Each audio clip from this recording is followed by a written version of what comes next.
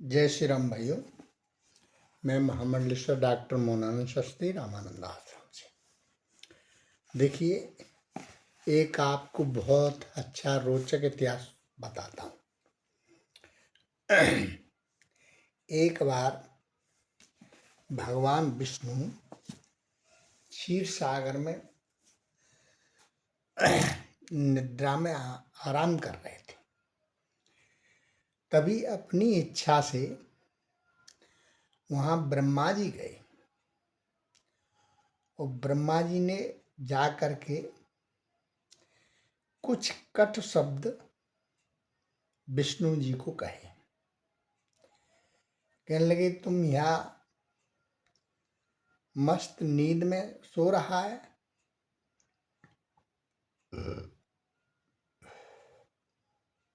मैं तेरा पिता ब्रह्मा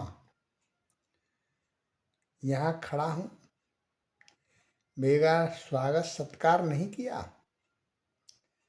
भगवान विष्णु को बड़ा क्रोध आया, लेकिन वो तो बड़े महान देवता हैं, भगवान है।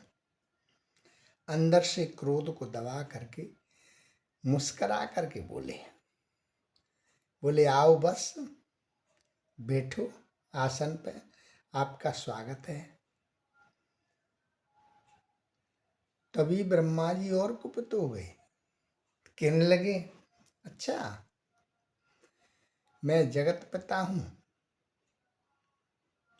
तुम मुझे वत्स कह रहे हो। अब धीरे धीरे दोनों में विवाद बढ़ने लगा। विष्णु जी कहने लगे, बोले तुम मेरी नाभि कमल से पैदा हुए हो, तुम मेरे वत्स हो या मैं तुम्हारा वत्स हूं। ब्रह्मा जी कहले, नहीं नहीं, मैं जगत पिता हूं, मैंने सबको पैदा किया। अंत में युद्ध की तैयारी हो गई और युद्ध हो गया, दोनों में लड़ाई हो गई और इतनी विकराल भीषण हुई कि भगवान विष्णु ने ब्रह्मास्त्र का प्रहार किया और उन्होंने पशुपत अस्त्र का प्रहार किया।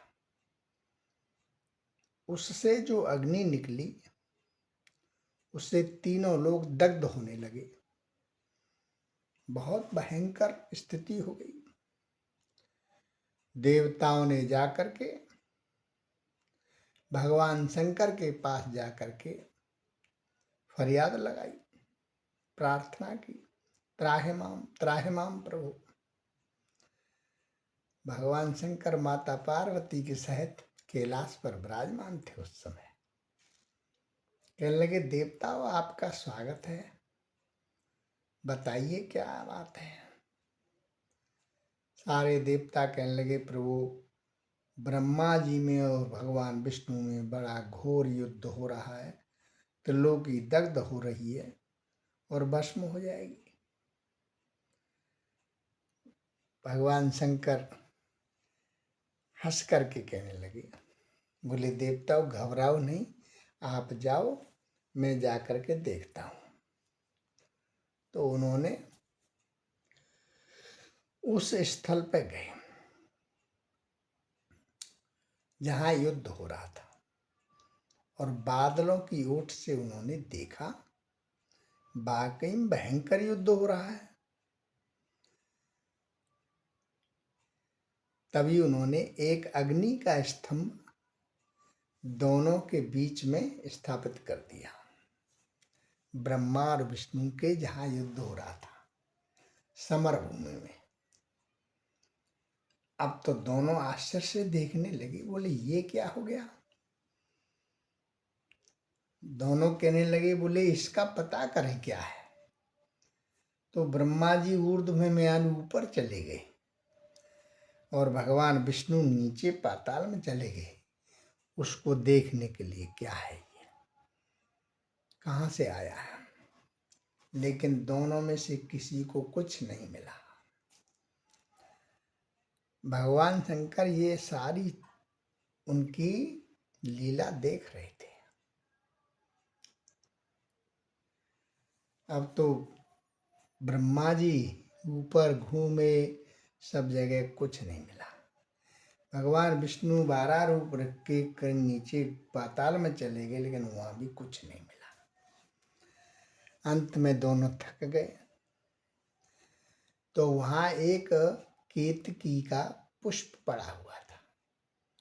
ब्रह्मा जी ने उससे प्रार्थना की, बोले भैया मेरा काम बन जाएगा, तुम भगवान विष्णु से जाकर के कह दो कि ब्रह्मा जी ने इस स्तंभ का, अग्नि स्तंभ का पता लगा लिया और दोनों में ये शर्त लगी थी कि जो इसके अंत को देख लेगा कहाँ से है, तो फिर वो उसी का पिता कहलाएगा, यानी उसका कहना मानना पड़ेगा। ठीक है। अब उसने केतकी के पुष्प ने मना किया, बोले नहीं महाराज, मुझे झूठ का पातक लग जाएगा, मैं नहीं ऐसा करूंगा।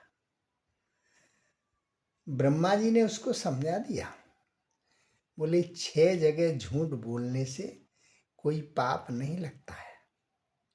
कौन कौन सी 6 जगह? स्त्रियों से वार्तालाप करने पे, दूसरा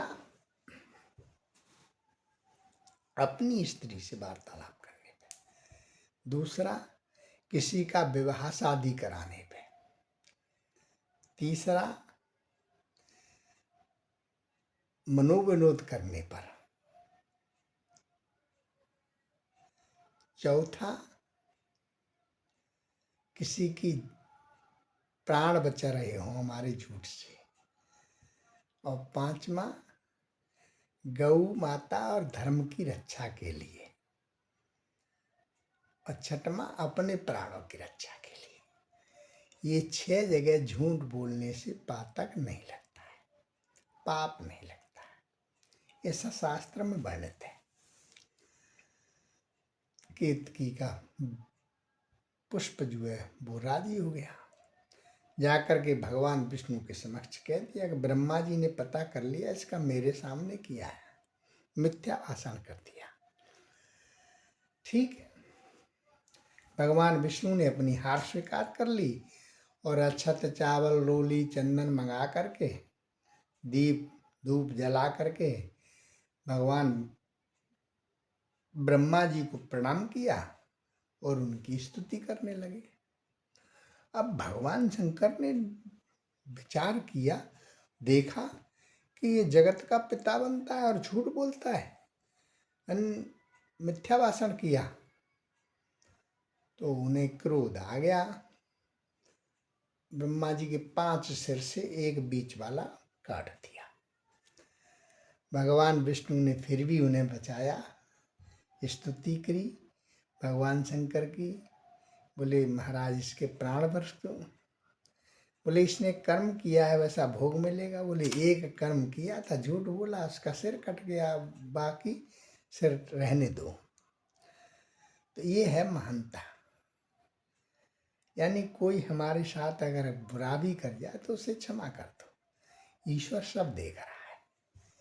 जय श्री राम। मस्त रहें, व्यस्त रहें, आनंद में रहें। सीताराम।